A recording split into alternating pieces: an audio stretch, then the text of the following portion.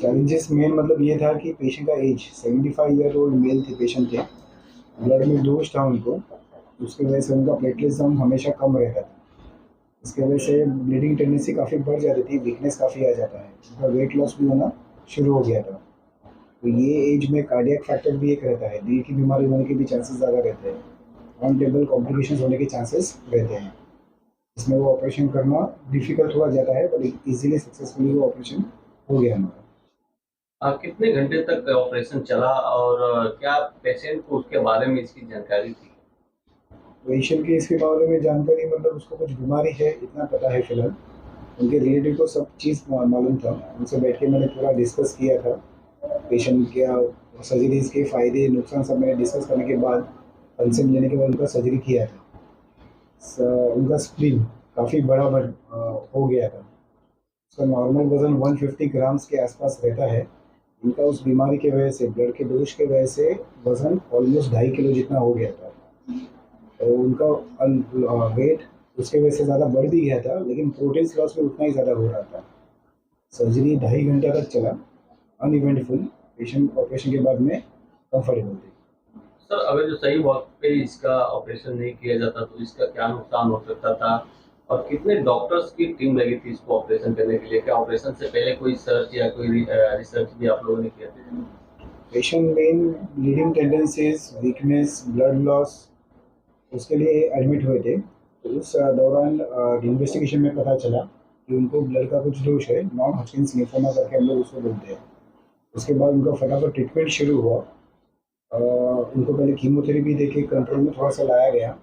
सब स्टेबल करके मैडम ने फिर उनको वैक्सीनेशंस दिए जो कंपलसरी है।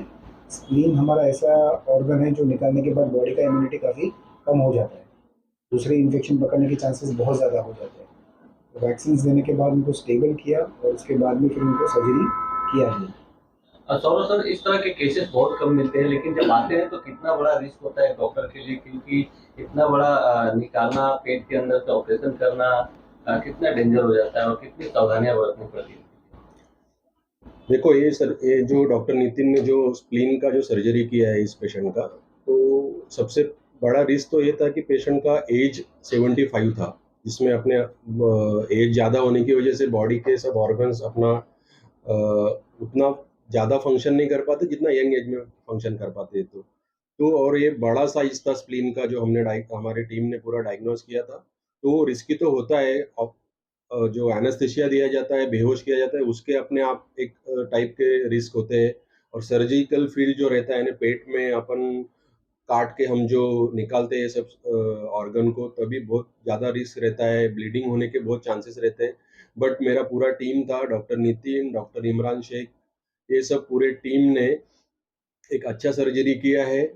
जो कि लगभग 2.5 किलो का स्प्लीन हमने निकाला है। तो मैं डॉक्टर नितिन, डॉक्टर इमरान शेख और पूरे फिनिक्स हॉस्पिटल के जो टीम है उनका मैं बहुत हार्दिक अभिनंदन करता हूँ।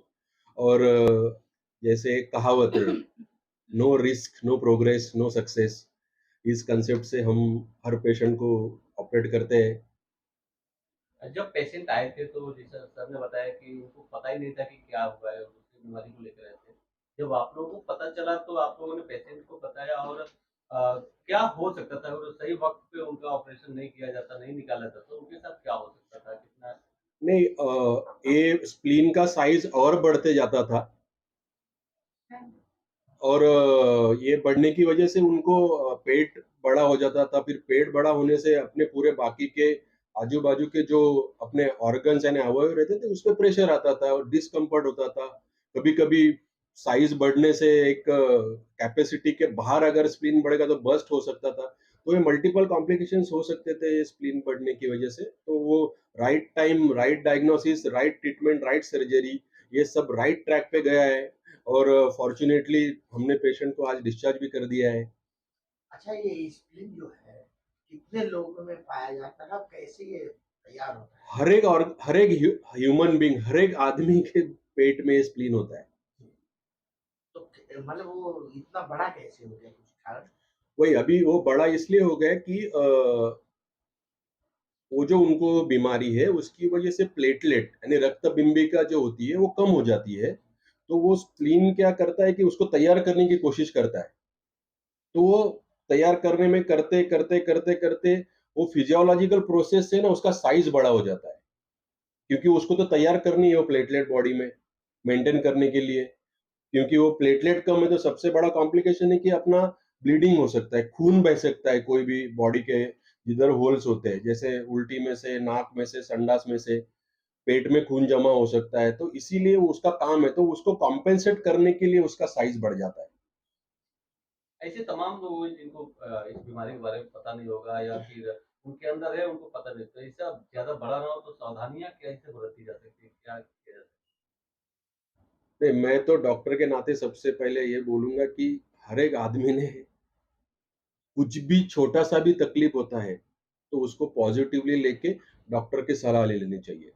चाहे वो 30 साल में कोई मतलब बोल रहा है कि मेरे को चेस्ट पेन हो रहा है, बट कॉमन लोग सोचते हैं कि हमको एसिडिटी हो गया, ऐसा नहीं रहता है। उसका हार्ट अटैक भी हो सकता है। इसलिए सावधानियां यही कि prevention is better than cure.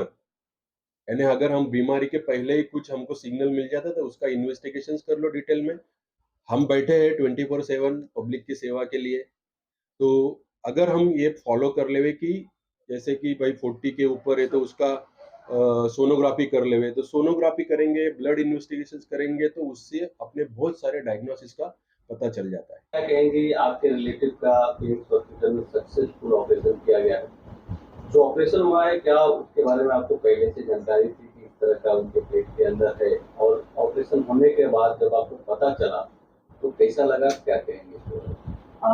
हम लोग यहाँ पे जब हमारे मेरे ससुर जी को यहाँ पे एडमिट किया तो डॉक्टर ने हम लोगों को इन्फॉर्म किया था कि एनलार्ज स्प्लीन है तो ऑपरेशन करना ज़रूरी है, लेकिन उनका एज इतना ज़्यादा था इसलिए हम लोग थोड़ा टेंस थे कि कुछ भी हो सकता है। तो फिर भी डॉक्टर्स लोगों ने हम लोगों को इतना कंफर्ट किया कि we were ready to do everything whatever they say. तो ऑपरेशन होने के बाद अब एनलार्ज स्प्लीन था लेकिन इतना एक्सपेक्टेड नहीं था कि इतना बड़ा होगा करके, क्योंकि मेरे ससुर जी दुबले पतले हैं तो इट वाज नॉट एक्सपेक्टेड कि इतना बड़ा होगा। फिर भी जब निकाला तो देखा इतना बड़ा है करके, तो वी वर सरप्राइज कि इतना बड़ा ऑपरेशन इतना सक्सेसफुल डॉक्टर ने कर दिया। एंड पेशेंट को देखने के बाद तो सबसे ज़्यादा सेटिस्फेक्शन हुआ कि ही इज़ एब्सोल्युटली फाइन। और अभी 2 दिन के बाद तो अभी वो चल फिर रहे, खा फिर रहे, तो we are so happy with the hospital and doctors. तो इस चीज को लेकर कितने दिन से आप लोग परेशान थे, क्या तकलीफें हो रही थी पहले? तकलीफें यानी उनको सिर्फ उनका वेट कम हो रहा था और उनका हीमोग्लोबिन ड्रॉप हो रहा था बार बार, इसलिए हम लोगों ने यहाँ पे वैसे उनको कुछ तकलीफ नहीं हो रही थी इसलिए यहाँ पे एडमिट किया था। तो डॉक्टर्स ने थरोली सब चेक किया और पता चला कि ये इतना बड़ा प्रॉब्लम है, और डॉक्टर्स की टीम ने सब कुछ अच्छा किया हमारे साथ। We are so much thankful to the doctor and hospital. तो इसे तो कहा जाता है डॉक्टर भगवान होते हैं, और इस उम्र में उनको बचाना एक बहुत बड़ी कामयाबी है इनके लिए। तो एज ए फैमिली, आप इनको क्या शुभकामनाएं देंगे डॉक्टर्स के लिए, और आपकी क्या भावना है डॉक्टर्स?